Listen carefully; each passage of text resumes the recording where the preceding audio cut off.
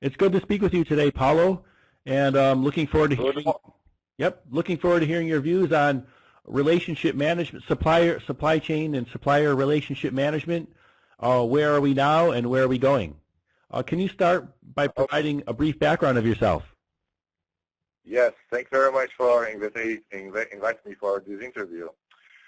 I have worked for Dow Chemical for 35 years in a very different areas like manufacturing, R&D, sales, marketing, finance, strategic planning in business, and then the last 12 years in purchasing. Since 2012, I have a consulting company with the focus in purchasing, and also I'm a senior consultant at Vantage Partners. So I think this gives a brief of my career. And can you talk about where are we now with supplier relationship management? I think it is a very hot topic because I got here several consultant companies with some statements, and if you allow me, I'm going to mention those ones. A.T. Kearney stated, leaders use RCM process more consistently than followers. Deloitte consultant stated, SRM is underinvested due to immediate savings priority. Hackett Group stated SRM is the hottest area today, and IBM stated supplier collaboration helps top performance bring the outside in. So I think I'm able to answer this question with the data because we just finished a huge benchmark survey. We had more than 800 responses from all kinds of sectors like mining, arts, entertainment, manufacturing, healthcare, finance, transportation, you name it. This survey reached companies with a total revenue of almost $5 trillion, or almost 7% of the world GDP. So I believe that we have enough data to talk about it in order to ground the information that I got for SRM. 78% of the responses said they have some kind of SRM practice in place. However, only 10% of them said that they have reached a level of maturity or high effective organization in terms of SRM. So very, very interesting, this comparison of data. They said that they have reached only 44% of the total potential value available. So there is a potential to achieve 1.5 times what they have got so far. And regarding investment and return, they said that today they have invested the sum of all $3.5 billion. And the return that they reported altogether was $14 billion. So you see that I'm comparing today's investment with the last year return. And the reason for that is that investing in SRM takes some time to realize. So I think this data shows where we are today. And why are we where we are at the moment? So can you talk about the why? Yeah, that's a very good question. The data indicates that there is a good correlation of investment made in SRM and in results achieved.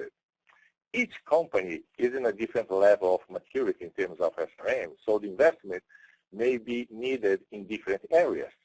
I'm going to mention three of them. For example, investment in formal SRM governance mechanisms and business process like joint strategic planning, performance reviews, yield a large payoff.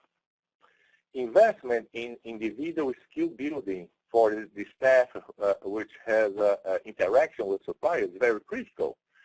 The benchmark data shows that this investment will be one of the highest priority in the next 3 to 5 years. And the time devoted for managing critical relationships should be 1/3 of their time. So the data also shows an excellent correlation between maturity level in SRM, investment, and return. Companies classify themselves as a mature or high effective in SRM first had higher investment than the other ones in SRM, and also they presented high returns. So I think this shows why we are today. So I think it is a lack of investment in this SRM field. And where are we going? Part of the benchmark was related to what they think about the next 3 to 5 years. 70% of the response said SRM is very important for the next 3 to 5 years. And 26% said somewhat important. So you can see that the majority believes that SRM is an important area for their organization.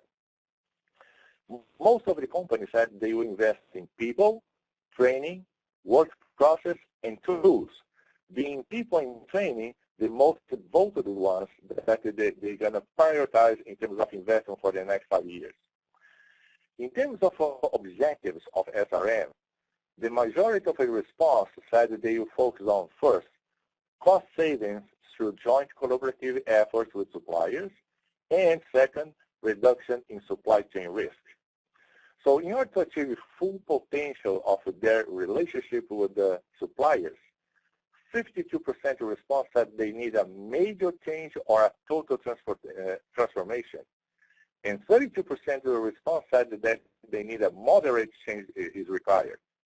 So you see that they stated that it is important, but in order to achieve the full value, they need to have a transformation in their organization. They need to change the skills and train the people for that. And do you have any recommendations? Well, I can mention some areas here, 3 big areas. First, build a stronger relationship and enhance collaboration with the suppliers in order to realize increased value from joint collaboration, technology innovation, and improvements in service and support. Second, leverage suppliers' assets and capabilities to generate a competitive advantage. Third, ensure more structured and focused engagement with the suppliers in order to become a customer of choice. So from the benchmark, we found out that some practices stands out as most likely to yield return for your investment. First, tracking and measuring the total financial and strategic value delivered by SRM. Second, aligning and integrating strategic sourcing, category management, contract management, and SRM. And third, developing a multi-year strategic plans with the most important suppliers. So these are, I think, the most important ones that I could recommend to a company to start engaging in SRM. Well, thanks, Paulo, for sharing these great views on supplier relationship management and where we are now and where we're going. Okay, thanks very much. Take care.